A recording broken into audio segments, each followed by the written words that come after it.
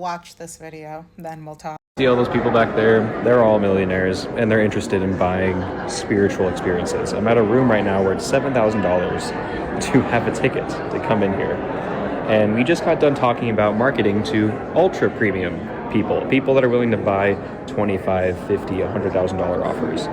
And they're like, well, what do they buy? Like, what are they actually interested in? And it turns out that they are interested in spirituality too.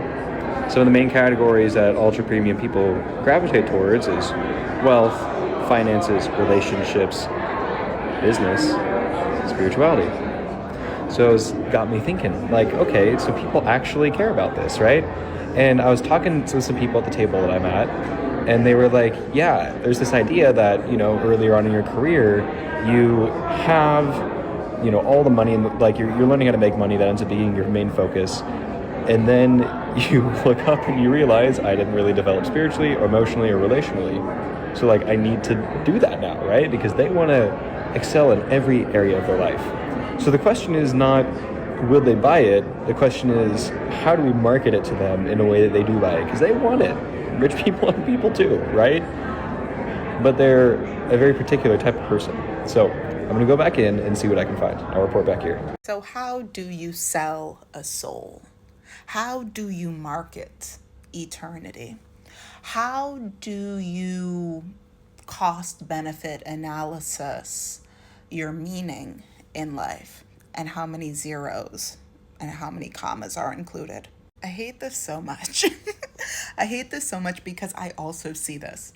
I see this all the time, but through the lens as a travel journalist. Spiritual experiences, but it's all camouflaged as wellness travel. Well, not all camouflaged as wellness travel, but a lot of it is camouflaged as wellness travel. And it's wellness travel, not so thinly veiled as indigenous culture spiritual practices, but with a new age, I don't even want to call it woo-woo, because I like a little woo-woo sometimes, but it is the bastardization of indigenous practices globally sold at a premium to white people. And honestly, I don't know this man. I'm not going to dive into his content because that video and the video after it made me nauseous. But yeah, 20,000, 30,000, 50,000, the numbers just go up because people want to feel spiritually grounded, but you can't be spiritually grounded and a raging capitalist at the same time. You know who's incredibly spiritually grounded? Indigenous people. You know what they don't practice?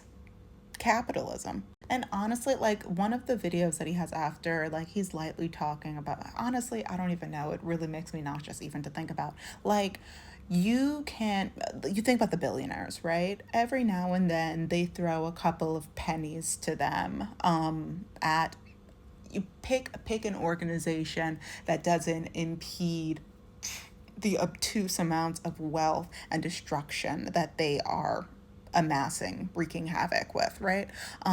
They'll throw a couple, like 10 million here, 15 million here, maybe even, I don't know, 75 million there. And they're like, oh, okay, well, I guess that'll quiet the pores for a little bit. At that point in, like, it sounds like these people are, they're millionaires. So they haven't reached the billion yet. I think once you reach billionaire status, you realize that there's no turning back. There's nothing. And I'm not talking save your soul through in a Christian sense, but you're in it. The amount of terrifying things, I'm really at a loss for words. The amount of, and I don't want to just say destruction because it's bigger than that. The amount of, insert really scary thing here, that you have to do to amass $1 billion. To get to that, you have to not care what happens to your soul. You have to not care about being spiritually at peace. Now, these people are in an in-between space. Now, they still want to have their multi-millions, but they're like, oh, well, I really want to feel spiritually at peace. I really want to feel emotionally at peace, though. Daddy, pay them, please. I feel unwell. Now, as somebody who is currently on their spiritual journey and more actively deconstructing Christianity. There is so much okay, let me break this down. To be able to explore and have like a deeply personal experience of navigating your own spiritual journey means that you have to have 10 toes down in reality and allow yourself to be tossed into the waves of the full spectrum of the human experience.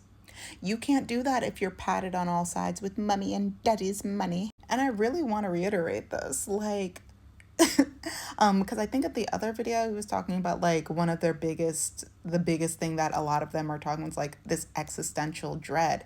Yeah, duh. Obviously, that's going to be your problem because you don't have, like, we're all going through existential dread. We're not going to throw $50,000 at it. And you could have existential dread and still find ways to focus on community, to build relations with other people, to connect with nature, to commune with spirit.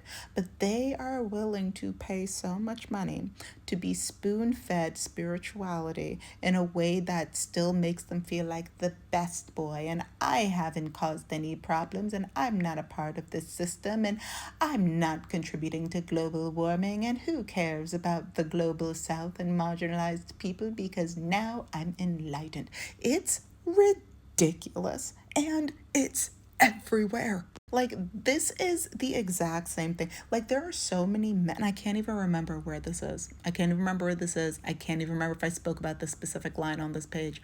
But it's like when men, there was a study that was done where there was a percentage, and it was some disgustingly high percentage of men saying, it was in response to the male loneliness epidemic. And there were men saying that they do not want to do the work to change themselves, to be in relationship with women. And this was for like heterosexual men wanting partnership. They're like, I don't want to change myself to do this work, but I do want partnership. I want to remain obscenely wealthy. I also want to reach nirvana. We're talking about oranges and oranges. And at the same time, listen, I recognize that there's a lot of white people out there that have a lot of money, no spiritual grounding, no sense of discernment, no experience in the real world. And there are people out there that they will sell slime to a snail. And I'm sure that those people will find these obscenely wealthy whites. Now, the only thing that I really hope is that all of the people that find those wealthy whites, that they are all people of color.